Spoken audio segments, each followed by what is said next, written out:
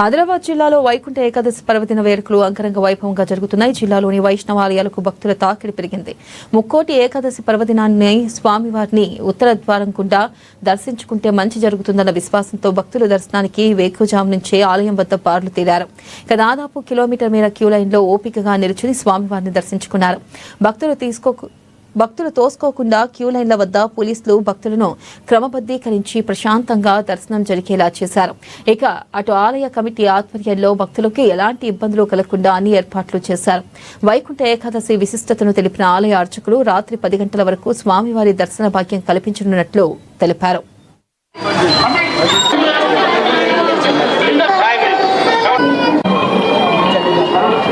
श्रीमन् कृपाजलनिधे कृत सर्वलोक सर्वज्ञ नटवक्तल सर्वशेषं स्वामिन् सुशील सुलभा स्थित पारिजाता श्री वेंकटेश चरणौ शरणं प्रपद्ये. పవిత్రమైన ధనుర్మాసము. దీన్ని ముక్కోటి ఏకాదశి వైకుంఠ ఏకాదశి అని ఎందుకంటారని మీరు అడిగినరు. ముక్కోటి ఏకాదశి అంటే వైకుంఠపురం లోపట శ్రీమన్నారాయణుడు ఆ వైకుంఠం లోపట ఉన్న ఉత్తర ద్వారం గుండా గరుడ వాహన రూఢుడై ఈరోజు 33 కోట్ల దేవతలకు దర్శనాన్ని ఇచ్చేయండు.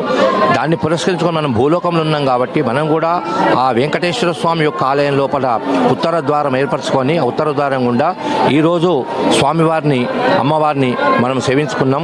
ఈ ముక్కోటి ఏకాదశి వైకుంఠ ఏకాదశి నాడు ఎవరైతే ఉత్తర ద్వారం గుండా స్వామిని దర్శించుకుంటారో వారికి ఇహమందు సుఖము పరమందు మోక్షాన్ని ప్రసాదిస్తాడు. ఈ వైకుంఠ ఏకాదశి నాడు ఎవరైతే ఉపవాస దీక్ష చేస్తారో వారికి వారి కుటుంబానికి కూడా సకల శుభాలు ఐశ్వర్యాలు విద్యాబుద్ధులన్నీ కూడా ప్రసాదిస్తాడు ఆ శ్రీమన్నారాయణుడు.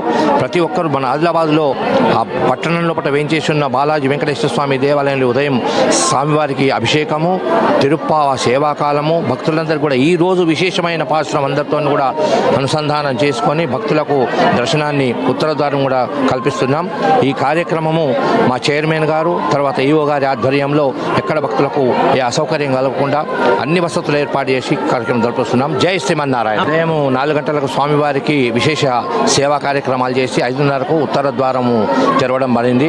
ఆ తర్వాత భక్తులందరూ కూడా దర్శనం చేసుకున్నారు. విశేషంగా అన్ని కార్యక్రమాలు జరుగుతున్నాయి. లోపల భక్తి విశ్వాసాలు పెరుగుతున్నాయి.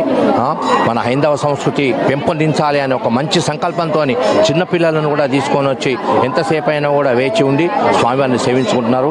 ఇదే విధంగా భక్తుల లోపల చైతన్యం రావాలి, సనాతనమైన మన హిందూ ధర్మాన్ని అభివృద్ధి చెందాలని కోరుకుంటున్నాం. ఈరోజు మధ్యాహ్నము 2 గంటల వరకు స్వామివారికి సేవ ఉంటుంది. దాని తర్వాత విశేషంగా స్వామివారికి కొన్ని ఉపచారాలు చేయవలసి ఉంటాయి. తిరిగి సాయంత్రం 4 గంటల నుండి రాత్రి 10 గంటల వరకు కూడా దేవాలయం దర్శనాలు ఉంటాయి. భక్తులందరూ కూడా రావాలని